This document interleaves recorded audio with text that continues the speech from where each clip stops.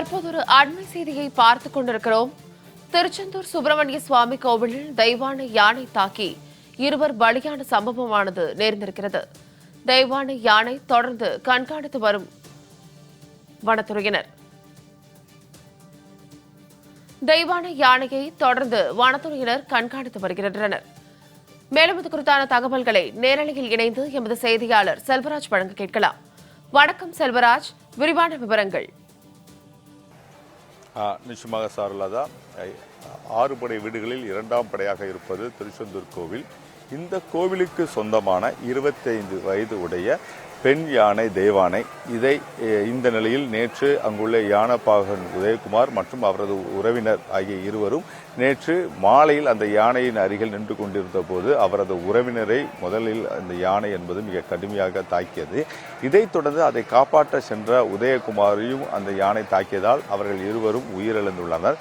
இந்த சம்பவத்தை தொடர்ந்து தமிழகம் முழுவதும் மட்டுமில்லாமல் நாடு முழுவதும் ஒரு பெரும் பரபரப்பை ஏற்படுத்தியுள்ளது. ஏனென்றால் கோவில் யானை 2 பேரை தாக்கியதில் அவர்கள் உயிரிழந்த சம்பவம் என்பது பெரும் சோகத்தையும் ஏற்படுத்தியுள்ளது. இந்த நிலையில் நேற்று மாலையிலிருந்து அந்த யானை என்பது கால்நடைத்துறை மற்றும் வனத்துறையினர் கண்காணிப்பில் தான் தற்போது வரை இருந்து கொண்டு வருகிறது. நேற்று இரவில் சரியாக 9 மணி அளவில் அதற்கான உணவு என்பது வழங்கப்பட்ட போது அது எப்போது போல தங்கள் உணவை உண்டதாகவும் அதன் பிறகு நேரடியாக இன்று காலையில் அந்த யானைக்கான அந்த கண்காணிப்பு என்பது தொடர்ந்து ஈடுபட்டு கொண்டு வருகிறார்கள். திருச்செந்தூரில் உள்ள கால்நடைத்துறை மருத்துவர்கள் வெங்கடேஷ் மற்றும் அருண் ஆகிய இருவரும் நேரடியாக இந்த கண்காணிப்பில் ஈடுபட்டு கொண்டு வருகிறார்கள்.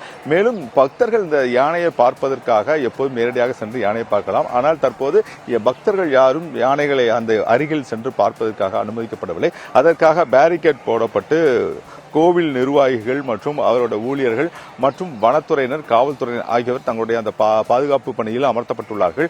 ஆனால் யானை என்பது காலை 7 மணிக்கு எப்போதும் நடைபயிற்சி என்பது மேற்கொள்ளப்படும். ஏனால் இந்த யானையோட இருக்கும் இடத்திலிருந்து நேரடியாக கோவிலை சுற்றி 4 ரத வீதிகளும் நடைபயிற்சி என்பது மேற்கொள்ளப்படுவது வழக்கமாக உள்ளன. ஆனால் இன்று காலை வர இந்த யானை என்பது நேரடியாக அந்த நடைபயிற்சிக்கு எதுவும் அழைத்து செல்லப்படவில்லை.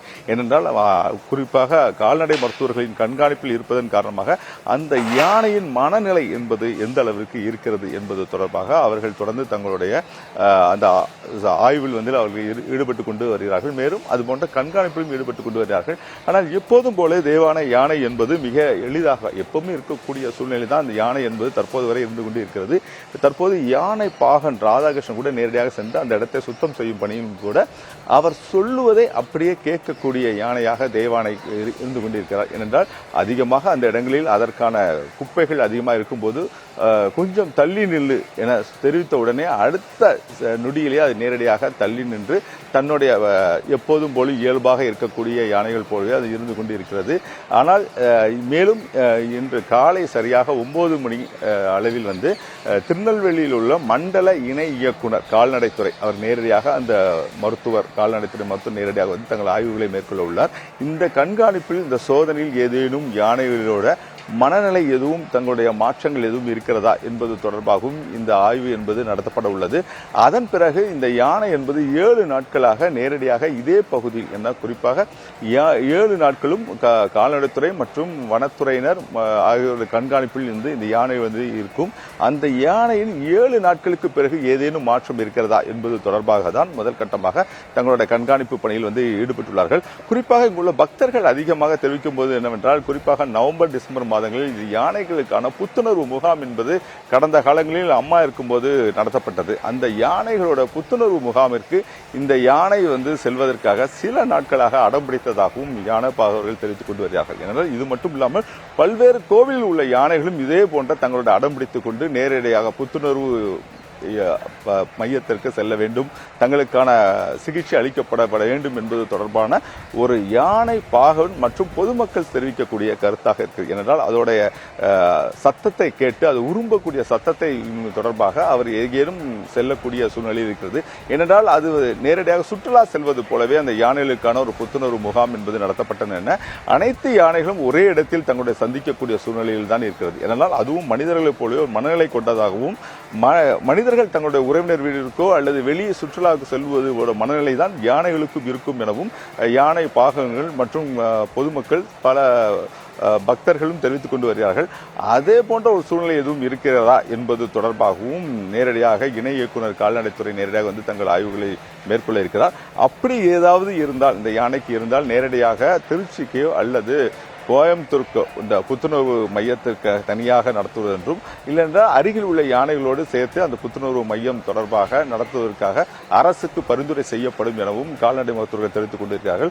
ஆனால் தொடர்ந்து நேற்று மாலையிலிருந்தே இந்த யானை என்பது கால்நடைத்துறை மற்றும் வனத்துறையோட கண்காணிப்பில் இருந்து கொண்டு இருக்கிறது.